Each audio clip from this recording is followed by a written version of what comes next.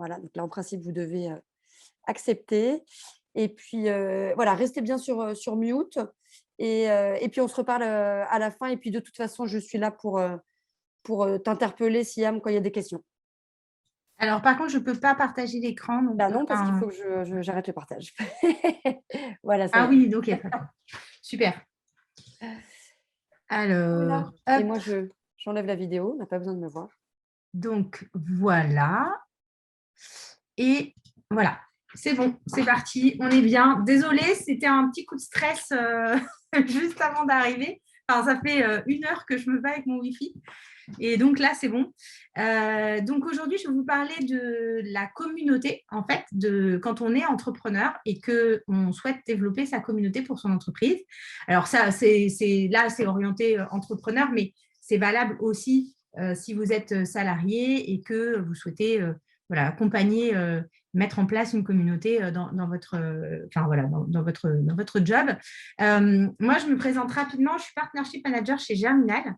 Je m'occupe donc des partenariats avec donc WeWork, par exemple, des incubateurs, des accélérateurs, les fonds d'investissement et puis les réseaux d'entrepreneurs. J'organise également, c'est moi qui suis responsable de l'organisation des bootcamps pour les femmes entrepreneurs, également des bootcamps d'accélération sur la partie stratégie d'acquisition. Donc chez Germinal, je suis également entrepreneur. Donc en fait, ça fait plusieurs entreprises que je crée avec plus ou moins de succès. Il y en a certaines qui ont bien marché sans plus, d'autres qui ont très bien marché, d'autres qui sont mortes dans l'œuf. La dernière boîte que j'ai créée, en fait, c'était une start-up. J'ai fait une levée de fonds, j'ai revendu une partie de la boîte l'année dernière qui était plutôt orientée conseil. Voilà, donc si jamais ça vous intéresse d'en savoir plus, n'hésitez pas. Voilà, je ne suis pas devenue particulièrement riche, mais c'était l'intérêt de pouvoir voilà, se débarrasser d'une partie que je n'aimais pas pour garder la partie communauté, parce que c'est la communauté que j'aime bien. Donc moi, j'ai été cliente en fait de Germinal, c'est comme ça qu'on s'est connus. Et j'ai développé en fait dans ma boîte, donc on a fait 1 million d'euros de chiffre d'affaires la première année. Et en fait, c'était vraiment basé sur des stratégies de partenariat et des stratégies de communauté. Et ensuite, j'ai travaillé avec Germinal pour développer d'autres canaux d'acquisition. Et évidemment, ça a bien marché. Je suis également ambassadrice d'un programme de Facebook qui s'appelle Chimins Business. Donc, c'est vraiment un programme qui permet aux femmes, aux femmes de se lancer dans l'entrepreneuriat. Donc, j'accompagne et j'aide les hommes aussi, mais c'est vrai que j'ai une petite spécialité sur la partie partenariat. Et sur les communautés, donc moi, mon entreprise est vraiment basée sur la communauté, doublement, puisqu'en fait, la vie en écolieu et en habitat participatif, ce sont des gens qui vont vivre en communauté de voisins. Donc, moi, je les accompagne pour les aider à créer leur communauté de voisins, mais j'anime également une très grosse communauté qui s'appelle Vivre en habitat participatif, donc au niveau, alors principalement France, mais on a aussi des micro-communautés en Suisse, en Belgique au Québec. Donc voilà, et je travaille avec un enseignant-chercheur qui est spécialiste des communautés inuites, donc qui est anthropologue, sur justement le sujet de c'est quoi une communauté, comment on crée une communauté et surtout qu'est-ce qui fait la colle de la communauté. Donc voilà, je peux en parler pendant des heures, donc je vais pas, là je vais juste vous expliquer c'est quoi une communauté et comment on la monte. Si jamais ça vous intéresse d'aller plus loin, ben, vous avez la possibilité de réserver un coaching de 20 minutes gratuitement avec moi. Sinon, j'ai également un podcast qui s'appelle Parlons Communauté, qui est disponible notamment sur Apple Podcast. Et donc, je viens de lancer justement pour comprendre un peu mieux, et notamment en France, c'est quoi la communauté. Parce que c'est un sujet qui est très poussé aux États-Unis, mais qu'on entend moins en France ou alors de manière un peu erronée. Alors, déjà, alors juste pour revenir là-dessus, là, aujourd'hui, on ne va pas parler de communauté. Alors, je mets des guillemets parce que dans mon explication à moi, ma définition à moi, ce ne sont pas des communautés, mais on ne va pas parler d'Instagram. Il y a des astuces sur la partie développement de communauté qu'on peut utiliser dans le développement de l'audience, parce que sur Instagram, c'est une audience, ce n'est pas une communauté. Donc, les influenceurs qui disent j'ai une communauté, ben, ce n'est pas le cas. En tout cas, ce n'est pas forcément le cas. Donc, il y a des astuces qui vont fonctionner, mais ce n'est pas de ça dont on va parler. Donc, je ne vais pas vous apprendre à augmenter votre nombre d'abonnés sur Instagram. Voilà, je ne suis pas coach Instagram. Et on ne va pas parler de tout ce qui est MLM, donc le marketing de réseau. Ça, c'est encore autre chose. C'est pareil, hein, moi, j'ai aussi une expérience dans le MLM. Donc, si vous avez des questions sur ce sujet-là, ben, n'hésitez pas. Mais aujourd'hui, on ne va pas en parler. Donc, déjà, une communauté, qu'est-ce que c'est? Donc, pour moi, il y a un peu six piliers. Enfin, il y a quatre piliers, mais on va dire, il y a six points sur la communauté. Donc, déjà, une communauté, ça ne se décrète pas. Vous ne pouvez pas dire, c'est bon, j'ai 100 000 abonnés sur Instagram, j'ai une communauté. Ce n'est pas comme ça que ça marche. Une communauté, c'est un peu plus large. On va dire qu'une communauté, c'est un mouvement. En fait, on crée un mouvement. On est dans une démarche où on veut amener des gens et fédérer autour d'un sujet. Et la communauté, ça prend ou ça ne prend pas. Donc, voilà. Et ce n'est pas parce que vous avez 100 000 followers que vous avez une communauté, mais vous pouvez en avoir 100, 200 000 et avoir une communauté. Donc, ça ne se décrète pas et ce n'est pas une question de nombre. Voilà. La taille ne compte pas dans le sujet de la communauté. Donc, ça, c'est déjà le premier point. Alors, ne partez pas, hein, il y a quand même d'autres choses qui font qu'on peut quand même développer une communauté. Mais la communauté, elle est là et elle existe pour servir les intérêts individuels des membres. Donc, ce n'est pas quelque chose qu'on peut créer en disant « je crée une entreprise et donc j'ai besoin d'avoir une communauté pour pouvoir gagner de l'argent dans mon entreprise ». Ça ne marche pas comme ça non plus. Il y a une communauté parce qu'on veut créer un mouvement et elle va servir des enjeux d'une entreprise dans un cas. Mais elle peut servir aussi les enjeux de vos concurrents. Alors, je vais expliquer cette partie-là parce que c'est un peu complexe. Moi, par exemple, quand je me suis lancée dans l'habitat participatif, c'était il y a 6 ans. Et à l'époque, ce n'était pas très connu. Donc là, maintenant, on commence à avoir l'habitat participatif sur TF1, chez Capital, etc. Mais à l'époque, ce n'était pas vraiment le cas. C'est connu dans d'autres pays, mais pas en France. Et donc, j'ai créé cette communauté, alors parce que je suis moi-même habitante en participatif, donc déjà j'avais un intérêt moi-même individuel à le faire, que j'avais besoin de me connecter avec d'autres personnes, mais surtout, j'avais besoin de lancer ce mouvement de l'habitat participatif.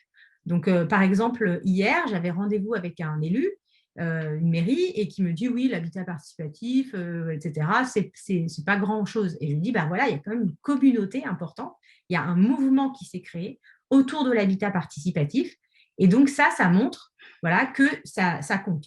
Et donc, par contre, dans cette communauté, il y a des gens qui vont venir à m'acheter mes produits et acheter mes formations, parce que je fais de la formation, mais d'autres qui vont acheter les formations des concurrents. Voilà.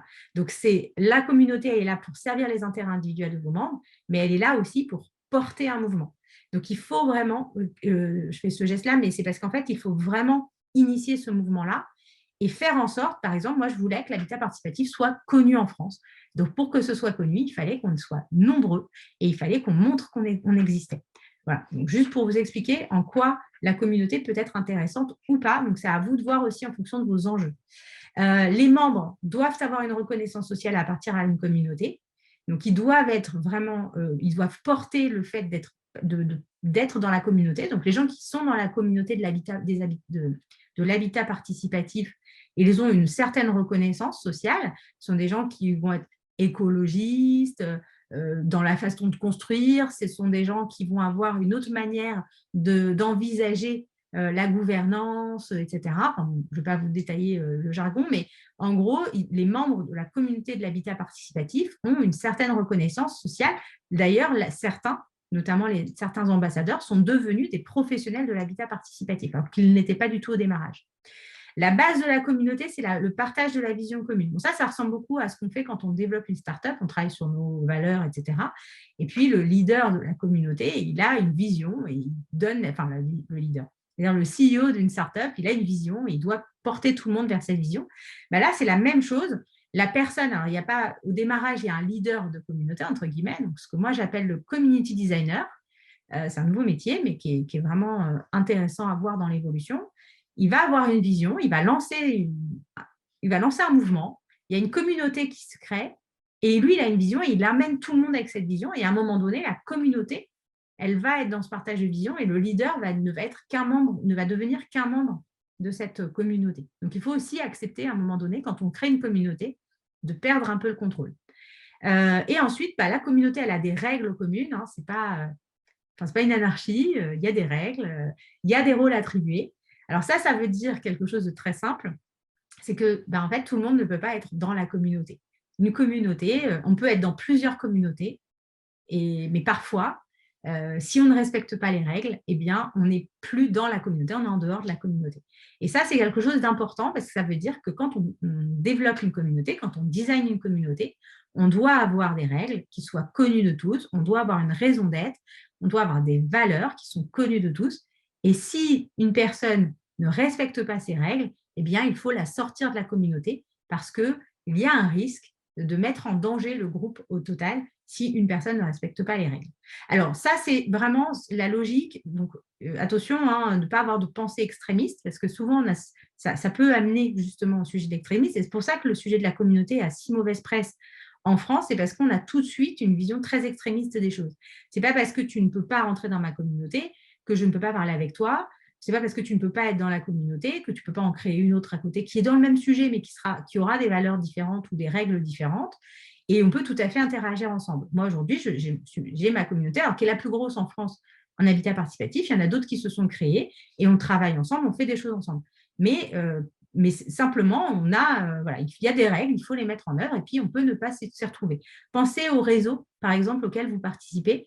Moi, par exemple, j'ai été invitée à un réseau qui s'appelle le BNI une fois et j'y suis allée et je ne me suis pas retrouvée. Ça ne veut pas dire que ce n'est pas bien. C'est juste que moi, je ne me suis pas retrouvée dans les règles. Ça va pas être un jeudi matin à 7 h tous les jeudis. Moi, ça ne me convient pas. 7 h du matin, ce n'est pas possible. Ben, ce n'est pas grave. Soit je crée mon réseau, ce qui se passait. Je me suis créé un réseau de femmes entrepreneurs dans ma ville. Soit j'en rejoins un autre. Voilà. Donc, il ne faut pas avoir non plus ces pensées extrémistes. Par contre, c'est important dans la communauté d'avoir ces règles parce que en tant que designer de communauté, on est responsable de créer cette espèce de membrane autour de la communauté qui reste suffisamment perméable pour faire en sorte que les gens puissent en sortir, parce que sinon ça s'appelle une secte, que les gens puissent y rentrer, mais que cette membrane, elle soutient ce mouvement, elle soutient cette communauté.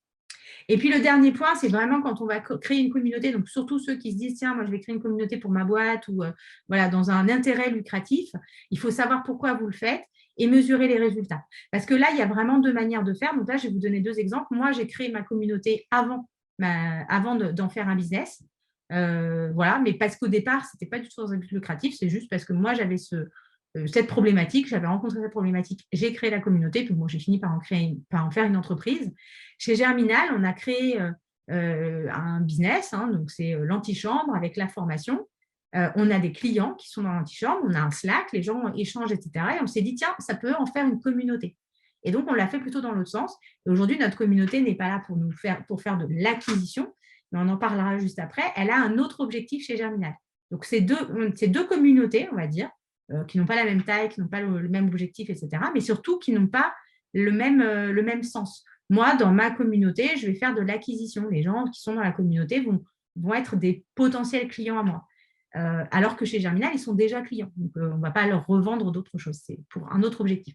Donc, ça, c'est vraiment savoir pourquoi vous le faites, parce que ça va vous permettre de vous dire, OK, j'ai besoin de le faire avant de me lancer. Par exemple, si j'ai besoin de faire une campagne de crowdfunding de mon côté sur les sujets d'habitat participatif, j'ai une communauté qui est là, qui est assez dynamique, très engagée, donc je peux les solliciter. Mais si je n'en avais pas et que j'avais envie de faire une campagne de crowdfunding, ça serait peut-être un petit peu embêtant. Donc, voilà, il faut bien comprendre ça et surtout mesurer les résultats. Il faut, mais ça c'est dans le growth marketing en général et notamment pour tous ceux qui ont assisté aux ateliers depuis le début, et bien voilà, la data doit être vraiment prégnante dans votre manière de travailler et notamment sur les sujets de communauté parce que c'est très difficile de voir les retours sur investissement, c'est assez long, assez chronophage.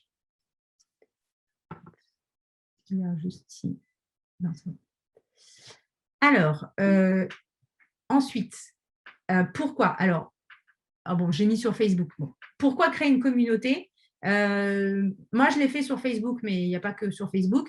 Il y a plusieurs typologies de plateformes. Si vous avez des questions sur les plateformes, n'hésitez pas à me les mettre dans le chat. Je n'ai pas forcément orienté la présentation sur la stratégie de plateforme, mais bon, je me dis peut-être que vous avez une question. Alors, pourquoi on crée une communauté? Déjà, ça permet d'entretenir une relation, développer la confiance, fidéliser ses clients. Alors, notamment chez Germinal, c'est ce que nous, on fait.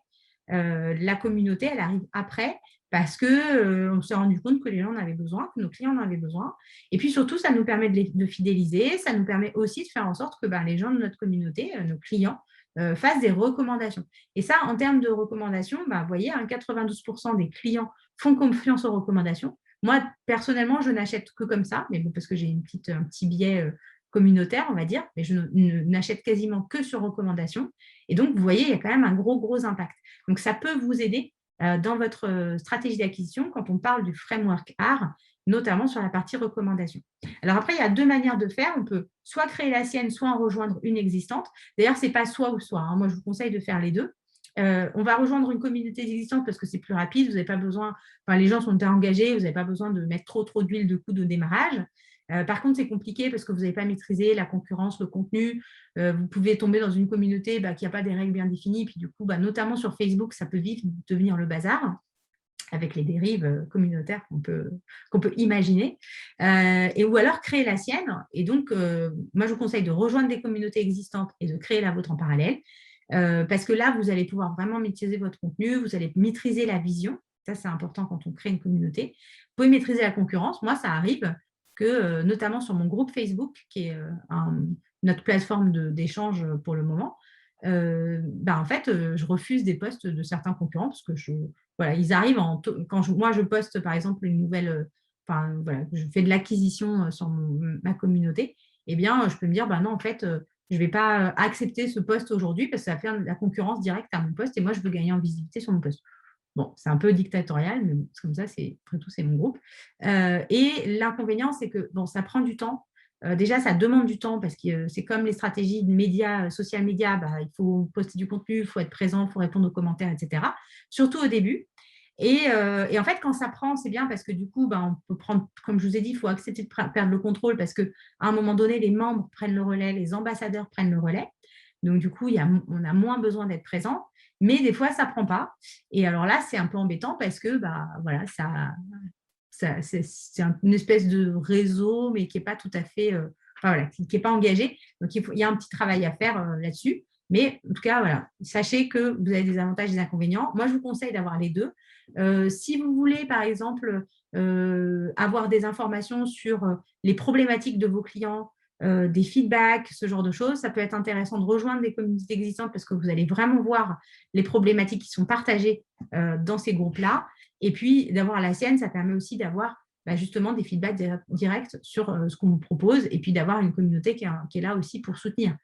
Si moi, demain, je dis je lance une entreprise sur tel sujet, enfin un sujet proche quand même de mon sujet de communauté, je sais que j'ai des gens qui vont me soutenir. Donc ça, c'est plutôt intéressant. Ensuite, alors, moi, ça va être les conseils. En général, pareil, je ne donne pas de conseils spécifiques sur la partie plateforme, mais voilà, les conseils si vous voulez créer une communauté pour le lancement. C'est vraiment là très opérationnel de, OK, là, en sortant de l'atelier, je lance un groupe Facebook, un Slack ou autre. C'est quoi, qu'est-ce que je dois faire? Alors déjà, moi, je vous conseille de créer quelque chose de privé. Il ne faut pas que ce soit, notamment si vous êtes sur Facebook, vous évitez les groupes Facebook publics. Il faut que ce soit vraiment privé, que les gens doivent adhérer. Là, on est sur la partie activation. Il faut que je m'abonne pour voir ce qu'il y a dans le groupe. Si je ne m'abonne pas ou si je n'adhère pas, je ne vois pas ce qui se passe. Donc, Slack le permet. Les groupes privés, vous pouvez le faire aussi. Les forums privés aussi, vous pouvez le faire. Et je vous conseille de mettre des questions à l'entrée. Moi, c'est des questions du type qu'est-ce que vous recherchez, qu'est-ce qui vous intéresse, etc. Ça m'aide à travailler sur le contenu, ça m'aide à comprendre aussi pourquoi les gens arrivent. Alors, des fois, il y a des gens qui répondent des trucs complètement à côté de la plaque. Soit je leur écris, au début, je leur écrivais pour leur demander un petit peu qu'est-ce qu'ils voulaient dire. Aujourd'hui, c'est vraiment à côté de la plaque par rapport à l'objet de la communauté, je les refuse. Mais bon, parce qu'on a atteint un stade un peu important dans la communauté, j'essaye de limiter au niveau sélection. Ensuite, au niveau du nom du groupe, nom de votre communauté, soyez le plus descriptif possible. Utilisez les mots-clés de votre marché et ne mettez pas votre nom de marque. Parce que les gens, en fait, je vous l'ai dit, on crée un mouvement. Donc, les gens, moi, ma marque, c'était Au fil des voisins. Les gens, ils s'en fichaient d'Au fil des voisins. Ce n'est pas ça l'important pour eux. Ce qui était important, c'était justement de contribuer au mouvement Habitat Participatif. Donc, ça s'appelle Vivre en Habitat Participatif. Moi, je l'ai créé sur Facebook. Donc, c'est vrai qu'en plus, quand les gens cherchent Habitat Participatif sur Facebook, ils tombent sur mon groupe parce qu'en plus, c'est le plus gros. Donc, forcément, il arrive en premier. Donc, du coup, j'ai beaucoup plus de membres qui arrivent comme ça. Donc, on joue aussi avec les algorithmes. C'est moins le cas avec Slack, mais ça peut être le cas peut-être avec certains forums. Voilà, si on cherche sur Google, on peut tomber sur vous. Ensuite, moi, je vous conseille également d'approuver les membres et les posts au moins en début, mais manuellement. Moi, je continue à le faire, mais j'ai des modérateurs maintenant pour faire en sorte d'avoir quelque chose qui soit… Parce que sinon, en fait, très rapidement, on a vraiment tout et n'importe quoi sur le groupe, de la publicité, des gens qui viennent parler des problématiques du Covid, du vaccin, de je ne sais pas quoi. Donc, il faut faire en sorte que ça se passe bien, que ce soit bien propre, que les gens, en fait, quand ils arrivent, bah, du coup, ils trouvent vraiment les informations, parce que rappelez-vous que les gens arrivent dans une communauté parce qu'en fait, ça répond à leur intérêt individuel. C'est souvent parce que les gens se posent des questions et donc ils ont besoin d'avoir des réponses. Et s'ils arrivent, ils ont besoin des questions sur comment je mets en place le financement de mon habitat participatif et ils tombent sur quelqu'un qui râle parce qu'il est contre le vaccin, contre le Covid, bah, tout de suite, ça donne une mauvaise image de votre communauté. Donc, c'est important de bien faire attention à ça. C'est pour ça que ça prend du temps au début. Ensuite, notamment sur Facebook, bah, vous pouvez associer votre page. Sur Slack, c'est plus compliqué, mais vous pouvez quand même avoir un profil, on va dire, avec votre marque. Ça vous permettra aussi de pouvoir commenter de temps en temps avec votre marque. Mais voilà, en tout cas, vous pouvez l'associer. Et il faut commencer à mettre du contenu sur votre communauté avant d'aller chercher vos premiers membres. Donc moi, par exemple, là, je viens de lancer un groupe Slack qui n'est pas encore une communauté, mais qui a la vocation de le devenir sur tout ce qui est les responsables de partenariat. Là, je viens de le lancer, donc je mets d'abord du contenu, je le structure, je mets pas mal de choses dessus avant d'ouvrir et avant de dire aux gens, bah, voilà, vous êtes responsable partenariat, vous pouvez adhérer à la communauté. Mais je lance le mouvement. C'est vraiment, vous savez, les anciennes voitures, là, où il fallait tourner avant la manivelle, là, avant que ça se la parte. Il faut vraiment le faire comme ça. Je vous conseille de toujours publier avec votre compte personnel, avec votre profil personnel. Donc, si vous êtes sur Facebook, faites attention à votre profil. Peut-être le nettoyer ou voilà. Évitez d'en créer un tout neuf avant de lancer votre groupe. Parce que déjà, les gens vont venir voir qui vous êtes et ils vont voir que vous êtes nouveau, ils vont se poser des questions. C'est toujours très suspect. Et en plus, Facebook ne mettra pas forcément en avant votre groupe. Et si vous êtes sur Slack, bon, c'est moins gênant. Les forums, bah, pareil, c'est moins gênant. Je regarde un petit peu WhatsApp et tout. Ouais, c'est vraiment sur les groupes Facebook où ça peut être vraiment problématique. Et puis, attention à qui va créer le groupe. Hein. S'il y a des stagiaires ou autres. Moi, pour la petite histoire, le groupe, on l'a créé avec… moi, j'avais une communauté qui était physique et sur mon site avant. Et on a créé le groupe Facebook avec Germinal. Et c'est Paco qui est mon co-administrateur. Donc, Paco qui est un des fondateurs de Germinal. Aujourd'hui, je travaille avec lui, donc ça va. Et je pourrais lui demander de quitter le groupe. Mais si on n'avait plus de relation, ce serait très embêtant parce que c'est mon co-administrateur. Mais bon, comme il n'est jamais sur Facebook, ce n'est pas gênant. Mais voilà, faites attention à ça. Hop. Alors, juste retenez bien quand même que en fait, les groupes, ils veulent créer des conversations. C'est vraiment l'objectif de créer des conversations. Les communautés, on crée des conversations. Ça ne doit pas tourner autour de votre marque. Et vraiment partir en fait de votre persona. Réfléchissez à c'est quoi l'intérêt individuel de mon membre à être membre de ma communauté. Donc, c'est vraiment important de le faire comme ça. Et quand vous pensez intérêt, et notamment dans la façon dont vous allez faire de l'acquisition pour aller faire grossir votre communauté, pensez à des thèmes qui ne sont pas juste directement en rapport avec ce que vous vendez, pensez à l'écosystème autour. Moi, par exemple, dans l'habitat participatif, dans l'écosystème autour, j'ai les gens qui sont intéressés par la permaculture, les gens qui sont intéressés par la gestion budgétaire, parce que ça coûte un peu moins cher d'habiter en participatif, les gens qui sont intéressés par les écoles alternatives du type Montessori ou autre, les gens qui sont végétariens, des gens qui veulent construire leur maison de manière écologique, etc. Voilà, c'est vraiment au-delà de juste l'habitat participatif. Je prends quand même le spectre, on va dire, de tout l'écosystème autour de ça. C'est pour ça que c'est important pour le coup. Alors moi, je ne suis pas une grande fan des personas de base, mais là, pour le coup, c'est important de bien connaître ses membres et de savoir ce que cela intéresse. Ça va vous aider sur la partie, je vais vous montrer après, mais comment on fait pour faire grossir son groupe. Donc, la communauté, c'est une identité forte, le pourquoi, des membres qui peuvent se connecter facilement. Et là, vous comprenez tout de suite que sur Instagram, ce n'est pas possible parce qu'en fait, la communauté, c'est l'interaction entre ses membres. Si les membres ne se parlent pas, ce n'est pas une communauté. Voilà, comme ça, c'est dit. Mais c'est ça qui est important. et les membres font et apprennent des choses ensemble.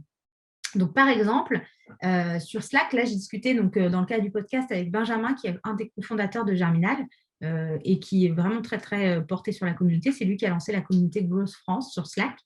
Et en fait, lui, il me disait, en fait, ils se sont rendus compte dans la communauté Growth France. Alors, c'est possible de le faire sur Slack. Sur certains forums, je pense que vous pouvez le faire aussi. WhatsApp, c'est plus compliqué. Facebook, c'est pas possible. Mais lui, il s'est rendu compte, en fait, que 80% des membres se parlaient en message privé. 80%, c'est énorme. Hein. Moi, je ne peux pas forcément faire ce suivi sur Facebook, mais je pense je ne suis pas à autant que ça, même si la communauté est très engagée. Mais 80% des membres qui participent, qui postent du contenu en collectif, mais qui en plus se parlent en message privé. Et ça, c'est énorme. Ça veut dire qu'il y a une communauté qui est solide. C'est la colle de la communauté. Et c'est ça que vous devez réussir à faire, c'est que les gens interagissent entre eux, mais surtout se parlent entre eux. Donc, sur Instagram, ce n'est pas possible. Et retenez bien l'image suivante qui est, en fait, une communauté, ce n'est pas des membres qui sont assis dans une salle de théâtre et qui regardent quelqu'un sur scène. On est assis ensemble dans une grande salle ou debout, peu importe, mais on est en cercle et on se parle les uns les autres et on peut se connecter les uns les autres. C'est vraiment ça la communauté et pas je regarde la pièce de théâtre. Donc, on n'est pas dans de l'influence directe. Après, je vais vous expliquer un peu comment moi je gère sur ma partie business model. J'ai un business model d'influence avec ma communauté. Et ça, c'est encore autre chose. Alors, ce n'est pas non plus un réseau, parce qu'évidemment, on est dans une salle et on se parle tous les uns les autres. Ça peut être un réseau. C'est simplement que par rapport, donc, communauté réseau, on partage un sentiment d'appartenance. Ça, c'est important. Hein, si vous vous rappelez la pyramide de Maslow, pour ceux qui connaissent, il y a quand même un besoin dans la pyramide de Maslow qui est le besoin d'appartenance. Et en fait, ça, c'est important parce que vous répondez à un besoin fondamental de l'humain en créant une communauté. Les gens partagent ce sentiment d'appartenance. Donc ça, c'est le réseau. Vous avez ce sentiment d'appartenance et on se connecte facilement aux autres membres. Si je rajoute un autre volet qui est j'apprends de nouvelles choses, je construis une expertise et donc j'ai une reconnaissance sociale à faire partie d'une communauté. Par exemple, dans ma communauté, des gens qui ont construit une certaine expertise grâce à leur contribution à ce qu'ils ont fait là depuis maintenant 4 ans et qui du coup sont devenus des professionnels de l'accompagnement, en fait, ils ont acquis un certain statut social. Donc ça, c'est vraiment la différence entre le réseau et la communauté. Alors, il y a des réseaux qui s'appellent réseaux. Je discutais avec une personne qui a créé un réseau et je lui dis, mais en fait, toi, aujourd'hui, tu as créé un réseau, mais aujourd'hui, tu as une communauté. Ils ne s'en étaient pas rendus compte. Mais ça, c'est aussi important de voir la différence. Alors, très rapidement, je vous ai parlé des règles tout à l'heure. Il y a quand même un sujet qui s'appelle la charte de vie commune. Ça, c'est indispensable. En fait, vous devez avoir des chartes. Alors, dans les startups, on appelle ça manifesto, charte de valeur. Voilà. Bon, moi, j'appelle ça charte de vie commune parce que dans ma communauté, en fait, on vit ensemble puisque ce sont des micro-communautés de vie. Et donc, notre charte commune, c'est une charte de vie commune. Donc, la charte du vivre ensemble. C'est de définir les valeurs du groupe. Donc, vous devez avoir ce vocabulaire commun, vous devez avoir quelque chose qu'en fait, tout le monde doit comprendre. On doit comprendre. Par exemple, si je dis on est un réseau bienveillant, ça ne veut rien dire. Parce que bienveillant, on a déjà, nous, plusieurs définitions de la bienveillance. Et puis ensuite, ce n'est pas vraiment une valeur solide parce que personne ne va venir en disant ah non, mais moi, je ne suis pas bienveillant, en fait. Et puis, je ne connais pas de réseau qui se crée en disant le réseau des entrepreneurs malveillants. Donc, vous voyez, ça ne marche pas. Il faut arriver à trouver des valeurs et trouver un vocabulaire commun, on soit tous d'accord sur de quoi on parle, en fait. Donc, nous, par exemple, on travaille sur la partie vivre ensemble, donc le partage dans la vie, c'est-à-dire vous habitez, voilà, dans l'habitat.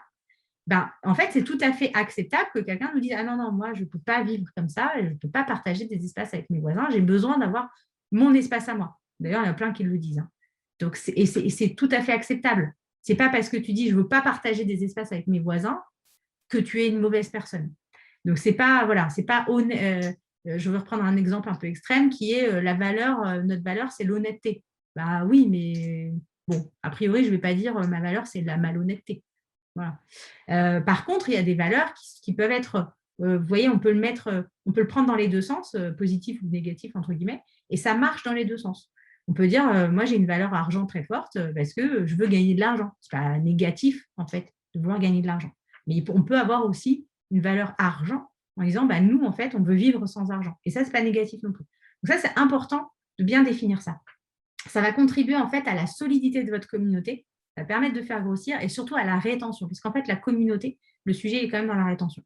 Alors, on fait attention, on ne confond pas besoin et valeur. Et puis surtout, ça ne se décrète pas, en fait. Ça se vit et ça se partage. Donc, nous, par exemple, dans le vivre ensemble, on est dans le côté, on parle de convivialité et de faire des choses ensemble. Bah, en fait, ça se vit et ça se partage parce qu'en fait, bon, là, ça s'est arrêté pendant presque un an. Enfin, on a repris un peu cet été. Là, on reprend là les apéros. Donc, nous, tous les mois, il y a des apéros qui sont organisés dans les habitats participatifs, dans les écolieux ou dans une salle de la commune pour faire des apéros. Voilà, parce que c'est comme ça qu'on a décidé la rencontre.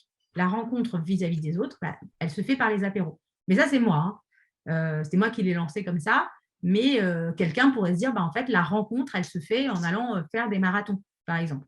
Donc, ça se vit et ça se partage. Et donc, c'est important de mettre en place un certain nombre de choses. Donc, quand vous avez designé votre communauté et ensuite, il faut manager la communauté. Donc, c'est le community manager, même si c'est un mot qui est un peu compliqué parce que ça a plusieurs termes chez nous.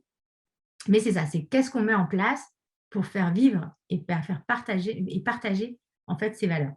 Et donc ça veut dire voilà, qu'on est dans la communauté ou on est en dehors de la communauté. Donc on ne peut pas forcer les gens, enfin à accepter les gens des membres, c'est pas possible.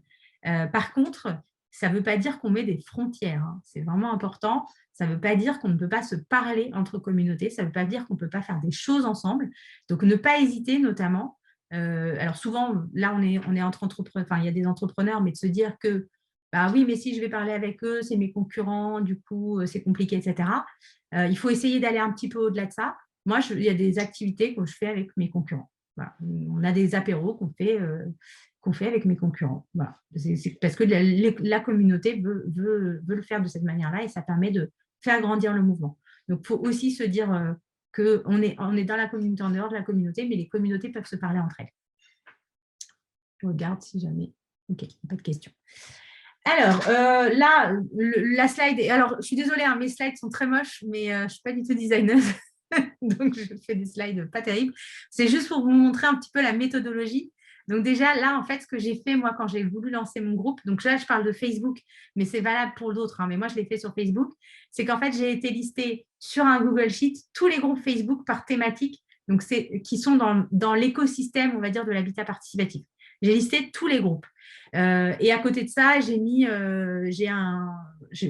créé un Google Doc avec des messages que j'ai copyrightés pour aller justement expliquer voilà, qui j'étais, c'est quoi l'habitat participatif, et puis j'ai lancé un groupe, etc. Là, je l'ai fait parce que notamment, je me suis fait aider par des amis. Mais bon, moi, il se trouve que dans ces groupes-là, j'étais déjà dedans, j'étais assez active. Mais si vous débutez, enfin, si vous commencez dans ces groupes-là, le mieux, c'est déjà de commencer à être un membre actif.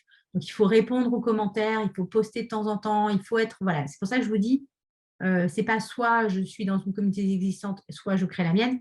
Vous devez être dans une communauté existante, dans des sujets qui sont proches de la vôtre, donc pas en concurrence directe, et d'être actif. C'est très, très important parce que les gens ont besoin de vous connaître.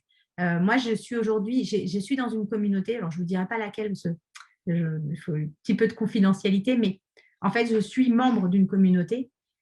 J'y suis rentrée, on n'était pas concurrents du tout.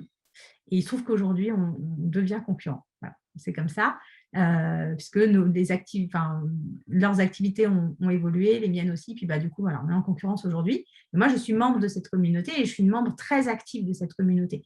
Et donc, les gens me connaissent. Et aujourd'hui, ça va être très compliqué pour la personne du coup, de m'empêcher de dire quoi que ce soit, parce qu'en fait, je suis là dans cette communauté depuis le début. Et donc, du coup, voilà, donc c'est juste pour vous faire cette illustration. Moi, par exemple, dans mon groupe, si j'ai un concurrent qui poste des choses qui ne me conviennent pas, je peux dire, non, en fait, ce n'est pas un groupe pour faire de la publicité, donc je supprime ton post. Donc, faites ça, soyez vraiment actifs dans les… Donc, peut-être pas obligé, vous n'êtes pas obligé d'en prendre autant que moi là, hein, d'autant plus que j'en ai un peu plus. Choisissez des communautés où vous allez rentrer, où vous allez participer, être présent, etc. Donc, choisissez des communautés qui ne sont pas en concurrence directe, mais encore une fois, ça peut évoluer. Et ensuite, vous avez ces messages et donc on les poste directement tous les jours. Je vais vous expliquer aussi comment on fait son suivi. Moi, j'ai fait également une petite campagne de publicité sur Facebook, hein, toujours. Donc, j'ai une landing page, rejoindre la communauté des voisins. J'ai mis un petit peu de publicité dessus, hein, pas énorme, mais du coup, ça a permis de faire passer le palier. J'avais besoin de passer le palier des 1000 membres sur le groupe Facebook. Donc, voilà, il me manquait un petit peu et j'ai passé ce palier-là. Parce qu'en fait, ça marche vraiment par palier. Aujourd'hui, on est plus de 13 000, mais au démarrage, il fallait un petit peu lancer. Donc voilà sur la partie communauté. Et alors, on identifie les groupes existants sur ces sujets, on va les classer sur le tableur Excel et ensuite, on va aller faire de la publicité pour encourager les membres à rejoindre le groupe. Donc, soit en postant directement sur le fil d'actualité, hey, salut, bon, moi, j'ai créé un groupe sur l'habitat participatif, si ça vous intéresse, voilà le lien. Ou alors en répondant, parce que, par exemple, on peut avoir des gens qui disent « Ah ben voilà, moi j'aimerais bien avoir un jardin en permaculture. Par contre, j'habite en ville et voilà, je n'ai pas forcément la possibilité d'avoir un jardin. Ah bah tu sais, tu as entendu parler de l'habitat participatif. Dans les habitats participatifs, les gens partagent leur jardin. Donc, du coup, ça t'évite d'avoir, toi, ton propre jardin. Tu peux partager, les coûts sont moins élevés. Bah, j'ai créé un groupe sur le sujet si jamais ça t'intéresse. » Donc voilà, c'est vraiment de ce type de choses. Il faut éviter de trop, par contre, poster. Moi, je recommande une fois par semaine et puis éviter de poster dans plus de 30 groupes par jour. Donc ça, c'est sur Facebook. Vous pouvez faire de la publicité pour Slack dans les groupes Facebook, hein. C'est ce qu'a fait Benjamin. Il a été faire de la publicité dans les groupes Facebook. Facebook, c'est vraiment un outil qui est pas mal délaissé, hein, quand même. Donc, il n'y a pas beaucoup de concurrence dessus. Donc, moi, je vous encourage à aller regarder. Mais voilà, lui, il avait fait ça dans les groupes French Startup, etc., en disant on lance la communauté Growth France, est-ce que ça vous intéresse, etc. Donc, ça, c'est aussi à regarder. Moi, j'ai testé différents messages, donc à chaque section, et dans ma colonne, enfin dans une colonne de mon tableau Excel, j'écrivais les dates et heures à laquelle j'avais posté, et dans quel groupe et quel message. Comme ça me permet de savoir parce qu'en fait, il n'y a pas de tracking. On ne peut pas mettre en place un pixel ou un truc tracking et compagnie. Malheureusement, j'ai pu traquer un peu sur la partie landing page, mais directement sur le groupe, ce n'était pas possible. Donc, je l'ai vraiment fait à la mano au démarrage, mais ça me permettait d'identifier le message qui marchait. Et ensuite, j'ai utilisé les messages dans les publicités. Et en fait, à chaque fois, je postais dans un groupe et je regardais le nombre de demandes qui suivaient le post. Donc, évidemment, ce n'est pas parfait parce qu'il y a des gens qui pouvaient venir une semaine après. Mais au moins, ça me permettait de voir les messages en fait, qui étaient vraiment percutants tout de suite. Et donc, voilà, voir les messages qui fonctionnent le mieux. Et je les utilise maintenant dans les publicités. Donc, voilà sur la partie technique. Donc, personnel, pas commercial. On gère son compte depuis un compte personnel, donc pas un avatar. Ça, c'est important. En fait, il faut vraiment arriver à créer des liens avec les membres. Excusez-moi, je bois un coup. Mais ça, c'est important parce que, en fait, moi, ce qui s'est passé, c'est que j'ai demandé aux gens qui s'étaient inscrits dans mon groupe de passer du coup en membership. Donc, sur mon site internet, j'ai la possibilité de devenir membre et puis de s'inscrire à la newsletter. Et du coup, le fait que je poste avec mon compte personnel, les gens me connaissent, ils savent qui je suis, ils ont vu ma tête et compagnie. Puis moi, souvent, je poste en plus en vidéo. je fais des posts vidéo parce que c'est plus rapide pour moi aujourd'hui. Du coup, quand j'envoie la newsletter, j'ai un taux d'ouverture qui est assez élevé par rapport à d'autres newsletters parce qu'en fait, ils sont beaucoup plus engagés. Donc voilà, on évite tout ce qui est offre commerciale, les logos sur la photo de couverture et compagnie. On l'annonce dans la newsletter si vous en avez une. N'hésitez pas à dire aux gens de votre communauté à s'inscrire aussi sur votre newsletter, notamment si vous êtes sur des plateformes, on va dire gratuites, entre guillemets. Donc, par exemple, Facebook, en fait, vous n'êtes pas propriétaire de votre communauté. Si Facebook veut vous supprimer votre groupe, il peut le supprimer. Donc, encouragez les gens à vraiment à basculer, on va dire, sur un autre canal et notamment la newsletter. Voilà. Et moi, au début, tous les nouveaux membres, je leur parlais sur Messenger, je leur demandais pourquoi ils étaient là, qu'est-ce qui les intéressait, je leur demandais de partager le groupe aussi. Je leur ai dit, c'est un groupe privé, donc on ne peut pas faire de publicité sur les groupes, ce qui est vrai. Et puis surtout, en fait, sur un groupe privé, quand les gens postent, ça ne se partage pas sur leur fil d'actualité. Donc, n'hésite pas à partager, ça nous aidera à faire connaître. Donc, du coup, voilà, c'est un peu comme ça. Et puis, les premiers membres avec qui j'ai parlé de cette manière-là, certains sont devenus des ambassadeurs. Donc, ça peut être intéressant. Hop. Alors, après, là, en termes de contenu, j'ai rajouté cette slide parce qu'on me la pose souvent. On me pose souvent cette question, comment je fais pour engager, comment je fais pour que les gens, du coup, postent, etc. Là, il y a plusieurs manières. En fait, au début, vous devez absolument vous-même poster. Voilà, il va falloir que vous alliez proposer du contenu, etc. Ça, c'est valable pour tout, hein, pas que pour la communauté pour le coup. Si vous voulez lancer c'est des choses qui fonctionnent également, alors notamment sur YouTube, sur Instagram. Alors moi, Instagram, je suis moins pro par contre. Je travaille avec d'autres personnes sur Instagram. Par contre, sur YouTube, ça marche bien de le faire de cette manière-là. Donc déjà, on poste du contenu de qualité. Ça, c'est la première règle, on va dire. Si le contenu n'est pas de qualité, c'est dommage. Alors, ça peut marcher, hein, mais bon, ce n'est pas terrible. Ensuite, il y a 3 types de contenus. Alors, moi, c'est ce que j'ai remarqué pour moi. Donc, je vous encourage à le tester. Donc, je les ai appelés comme ça, mais on peut les appeler autrement. C'est ce que j'ai remarqué pour moi, voilà, sur les différentes communautés que j'anime, que ce soit en B2C ou en B2B. Voilà, dans les 2 domaines, ça marche de cette manière-là. Moi, j'ai 3 types de contenus que je poste toutes les semaines. J'en ai un 4e qui est Bienvenue tout le monde. Celui-là, il marche très bien. Donc, enfin, c'est pas non plus, c'est pas non plus le truc du siècle. Mais ça marche bien. Le bienvenue à telle personne en les taguant, ça marche très, très bien. Donc, 3 types de contenus. J'ai un contenu que moi, j'ai appelé buzz. C'est vraiment pour créer de la viralité, faire du buzz, créer le débat. C'est des contenus qui sont un peu particuliers. C'est-à-dire que moi, quand je poste ça, je reste à côté pour modérer les commentaires parce que je sais que ça va être très compliqué. Et en fait, ça, c'est vraiment pour essayer notamment sur Facebook, ça montre qu'il y a du débat, qu'il y a de l'engagement, etc. Et donc, Facebook montre aussi beaucoup plus les groupes où il y a de l'activité. Donc, voilà, c'est vraiment jouer avec son algorithme. Sur YouTube, ça vous permet aussi du coup, d'avoir pas mal de vues et donc d'être proposé par YouTube aux gens qui arrivent. Donc, ça va vous aider sur la partie acquisition pour faire grossir votre groupe. Par contre, voilà, c'est un peu sensible. Moi, j'ai fait ce type de post parce que il se trouve que dans la communauté, les sujets politiques qui sont ressortis sur la loi séparatisme et Emmanuel Macron qui dit qu'on n'a plus le droit de faire l'école à la maison, l'instruction à la maison et que dès 3 ans, les enfants doivent aller à l'école, eh bien, ça a fait vraiment beaucoup, beaucoup de débats dans ma communauté. Et donc, du coup, ça a permis, voilà, les gens ont même tagué des copains à l'extérieur, mais les gens pouvaient voir que s'ils rentraient dans le groupe, etc. Donc, ça m'a permis de faire grossir un petit peu. Donc, ça, c'est un contenu qui est intéressant, mais voilà, il ne faut pas trop en abuser non plus, puis ça prend du temps après à modérer. Ensuite, j'ai un contenu qui est vraiment de maintien d'engagement des abonnés. Donc, c'est un contenu qui n'est pas très grand public, mais qui est vraiment en lien avec ce que les gens viennent rechercher. Donc, par exemple, ça peut être une interview d'un élu sur l'habitat participatif. Ça peut être un tuto, enfin pas un tuto, mais un article que j'ai écrit sur c'est quoi l'habitat léger. Donc, ce n'est pas très grand public, l'habitat léger. Je ne suis pas sûre que tout le monde sache ce que c'est. Par contre, les gens qui sont abonnés, qui sont membres de la communauté, donc vos abonnés, si vous êtes sur Instagram ou YouTube, ou membres de vos groupes ou membres de vos communautés, sont des gens, ils savent ce que c'est. Et eux, ça les intéresse. Moi, mes membres sont intéressés de savoir comment on travaille, comment on met en place un mot léger. Eux, ça les intéresse vraiment. Tout le monde ne sait pas ce que c'est, mais au moins, eux, ça leur donne envie de venir dessus, de commenter, etc. Ça leur donne des informations. N'oubliez pas que les gens sont là aussi pour apprendre des choses. Et après, j'ai des contenus qui sont un peu plus tutos, mais qui vont aider à matcher avec les mots-clés de recherche. Donc là, ça marche très, très bien sur YouTube. Pour ça, je vous dis, ce n'est pas que pour de la communauté. Ça marche très bien sur YouTube.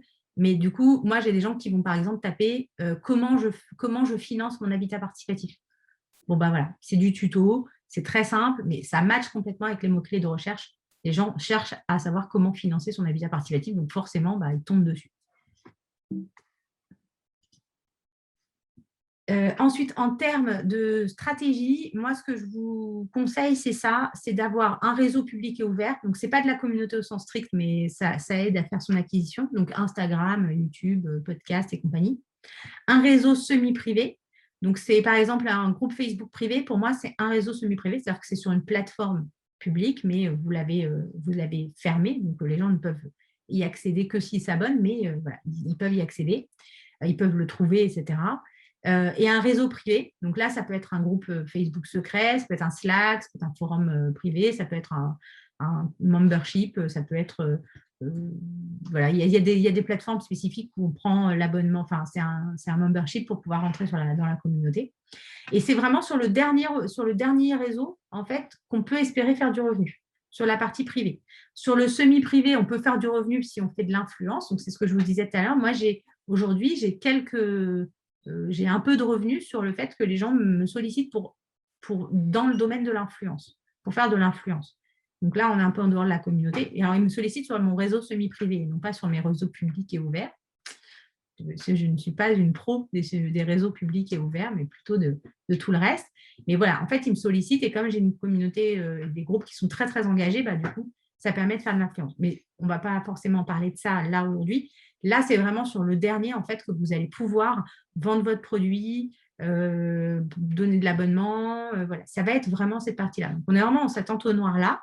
Si vous avez déjà une audience importante sur Instagram et autres, vous créez votre réseau semi-privé dans un premier temps et ensuite vous créez votre réseau privé. Si vous n'en avez pas, moi, je vous conseille de commencer directement par le réseau semi-privé. Là, moi, je commence tout juste après 5 ans, enfin 4 ans, 5 ans, à commencer à envisager de faire une chaîne YouTube et un Instagram. J'ai décidé de lancer plutôt le podcast Parlons Communauté, parce que c'est ce que j'avais envie de faire en ce moment. Mais voilà, je commence tout juste à envisager plutôt le réseau public. Donc, mais parce que je voulais d'abord renforcer la communauté, gagner de l'argent, parce qu'on est des entrepreneurs, donc il faut gagner de l'argent, et ensuite travailler son réseau public pour augmenter l'acquisition. Mais ça, c'est vraiment à vous. Alors, sachant que vous avez des gens qui vont être dans la communauté qui ne seront pas des clients, et vous avez des clients qui ne seront pas dans la communauté. Donc, vous devez essayer de faire rentrer vos clients dans la communauté. Voilà. Et puis, la communauté, si tout le monde n'est pas client, ce n'est pas très, très grave. Alors, mince. Pareil, ce n'est pas très joli, mais au moins, ça fait le job. Là, l'idée, c'est de se dire, OK, j'ai une audience. Donc là, on parle d'audience et non pas de communauté. Vous avez cette audience-là et vous pouvez y ajouter des briques. Donc, vous avez votre produit, je ne sais pas, SaaS, par exemple. J'y mets de la newsletter, ça peut être de la newsletter gratuite, de la newsletter payante. Je rajoute une chaîne YouTube parce que ça me permet de me faire connaître. J'ai un podcast, j'écris un livre, par exemple. Donc, en fait, quand vous avez votre audience ou votre communauté, ça va vous permettre de rajouter des briques en fonction des enjeux de votre entreprise. Est-ce que vous voulez faire connaître votre SaaS? Est-ce que vous voulez… Là, par exemple, on a les créateurs de Wanted, qui est une très grosse communauté. Ils ont remporté un gros prix avec Facebook. Eux, ils sont plutôt dans une stratégie d'influence pour le coup, maintenant, avec leur communauté. Et puis surtout, ils ont écrit un livre. Et puis, ils ont ouvert un café à Bordeaux. Donc voilà, vous voyez, c'est vraiment cette histoire de briques. Donc, réfléchissez aussi dans cette brique-là. Et par exemple, si vous avez une communauté, vous décidez de lancer une newsletter, vous pouvez lancer une newsletter payante. C'est tout à fait valable. Ou alors, vous dites, non, en fait, je vais plutôt être dans le mode podcast, chaîne YouTube, mais du coup, je vais pouvoir le faire sponsoriser. Donc, voilà, ça peut être cette façon-là. Ou alors, je vais aller plus loin en montant une entreprise, je vais faire du crowdfunding et du coup, je vais m'appuyer sur mon audience et sur ma communauté pour pouvoir réussir ma campagne. Là, je vous donne, moi, la stratégie. Alors, encore une fois, c'est des choses qu'il faut tester. Il faut vraiment tester. C'est vraiment important parce qu'en fait, il y a des choses, je vais vous les dire, ça a fonctionné pour moi, mais ça ne fonctionne pas toujours. Ou alors des choses qui n'ont pas fonctionné pour moi et qui vont fonctionner pour vous. C'est un peu le côté un peu sensible du sujet de la communauté. C'est que forcément, c'est de l'humain, donc ça ne marche pas toujours. Mais voilà, moi, ce que j'ai fait, donc en termes d'acquisition, j'ai fait des ads, j'ai travaillé sur mes groupes Facebook. Alors, je dis mes groupes Facebook parce qu'en fait, j'ai un gros groupe qui a pris vraiment beaucoup d'ampleur et en fait, on a décidé d'en créer plusieurs. Et moi, j'ai un groupe notamment là sur lequel j'ai décidé de lancer un nouveau business. Donc, je ne suis pas sur la communauté, mais j'ai créé une micro-communauté et c'est sur cette micro-communauté en fait que je vais lancer un nouveau business. Donc voilà, et l'idée, c'est vraiment de se dire, OK, comment je gère mes groupes, comment j'arrive à créer de la micro-communauté. Pour arriver, c'est pour ça que je disais, la taille ne compte pas au début. Il faut pas, même si on a une grosse communauté, parce que je vous ai expliqué comment faire grossir votre groupe et tout, mais c'est à un moment donné réussir à faire un réseau le plus privé possible et le plus petit possible, le plus niche possible. C'est sur ça que vous allez gagner de l'argent. Moi, aujourd'hui, j'en ai plusieurs. Donc, voilà, c'est comme ça que ça marche. Et sinon, je fais aussi de l'acquisition via la newsletter. Ensuite, en termes d'activation, donc je reprends le framework. Activation, je regarde l'heure. OK. On a l'abonnement au groupe. Donc, moi, je demande aux gens de s'abonner. C'est pour ça que j'ai fait quelque chose de semi-privé. Ça me permet, parce que si les gens peuvent, sur les groupes Facebook notamment, vous pouvez avoir accès sur les groupes publics, vous pouvez voir ce qui se passe dedans, vous pouvez avoir accès aux membres, etc. Mais sans être abonné, du coup, ça ne marche pas bien. Donc, moi, je demande à ce qu'ils soient abonnés et je demande également, enfin, je fais en sorte que les gens s'inscrivent à la newsletter gratuite. Alors, j'ai remarqué ça parce qu'en fait, j'ai remarqué que tous les gens qui étaient inscrits à la newsletter gratuite, du coup, prenaient un abonnement derrière et achetaient mes formations. Voilà. Donc, je me suis dit, il faut vraiment que j'augmente cette partie-là parce que du coup, moi, ça va me permettre de pouvoir aller un peu plus loin dans le framework. Au niveau de la rétention, donc la communauté, elle est vraiment sur ces deux parties-là. C'est vraiment ces deux piliers-là, la rétention et la recommandation. Donc, moi, ce que j'ai fait, c'est un membership. Voilà. Et puis, la newsletter m'aide aussi à faire de la rétention, mais notamment à faire en sorte que les gens reviennent. Parce qu'en fait, comme j'ai un beau taux d'ouverture, j'ai plus de 75% de taux d'ouverture. Enfin, les 6 derniers mois, on était plutôt aux alentours de 80% de taux d'ouverture. C'est quand même assez énorme. En fait, quand je lance une nouvelle formation ou que je mets un nouvel article de blog ou n'importe, dès que je fais quelque chose, je dis aux gens, pensez à aller, je mets les liens et tout. Et ça me permet de faire revenir sur la plateforme les membres. Voilà, donc moi, je l'utilise comme ça. Ensuite, vous avez la recommandation. Alors, moi, c'est l'invitation sur recommandation. Aujourd'hui, on fait un peu plus de sélection dans la communauté. Et donc, je demande aux gens d'être recommandés. J'ai un autre groupe, alors qui est un groupe secret. Voilà, mais puisqu'on est plus de 70 000 aujourd'hui, on refuse maintenant les inscriptions, sauf sur parrainage. Et en plus, vraiment, parrainage, ça veut dire que c'est très, très, très poussé parce qu'on est beaucoup trop et on essaye plutôt d'aller créer des micro-communautés parce qu'à 70 000, ça devient quasi ingérable. Et puis, sur le revenu, ça va être le chiffre d'affaires, mais aussi qu'est-ce que je mets en place pour booster mon revenu. Donc, c'est tout ce que je vous ai montré avant, qui sont les différentes briques. Donc, par exemple, là, depuis presque 6 mois, alors depuis qu'on est sorti du premier confinement, ça fait presque un an maintenant d'ailleurs, je ne vois plus le temps passer, moi. Depuis l'été dernier, en fait, on fait aussi de l'apport d'affaires à on est payant en commission. Donc, c'est comme de l'affiliation, en fait, avec certains pros de l'immobilier. Voilà. Donc, ça nous permet aussi de booster notre revenu à ce niveau-là. Hop. Je pense que c'est bon. Du coup, là, je vais prendre 2-3 questions, si vous en avez. J'espère que ça a été clair parce que c'est pas forcément évident. Moi, j'ai trouvé ça super clair. Ouais, c'était clair. Ok, super. Voilà une question. Alors, attends, parce que du coup, j'arrive pas à voir. Je vais juste... Non, c'est pas une question, c'est une remarque aussi de Marie qui dit que c'était hyper intéressant et très clair. Ok. N'hésitez pas si jamais vous avez des questions. Alors, attendez, je vais peut-être repartager ça. Je vais vous mettre mes coordonnées. Donc, moi, je vous propose, je propose aux gens qui le souhaitent, donc un coaching de 20 minutes avec moi pour échanger sur votre business. Donc, voilà, si vous avez des questions sur vos communautés, n'hésitez pas. Vous pouvez prendre contact avec moi. C'est à siam@germinal.io ou Siamlo sur LinkedIn et Instagram maintenant. Donc, c'est possible également sur Instagram. Moi, j'ai un podcast justement sur les sujets de communauté. Donc, en plus, donc là, j'ai plusieurs invités, mais je cherche toujours des invités. Donc, on peut tout à fait en discuter. Et voilà.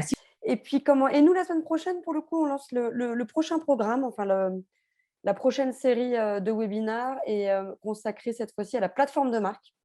Donc, un peu plus en amont, là, pour le coup, je dirais que les sujets growth marketing, mais c'est important aussi de prendre ces sujets-là. Et ce sera, donc on commence jeudi à 17h avec Amélie Mazoyer, qui est founder and CEO de The Emera Agency, donc qui est spécialisée aussi sur tout ce qui est plateforme de marque et puis activation en social media. Donc voilà, je vous ai mis le lien pour vous inscrire et puis voilà, merci beaucoup à tout le monde. Merci Siam et je te passe un petit coup de fil dans la foulée. Très bien. Bon. Voilà. Allez, à Bye bientôt. bye.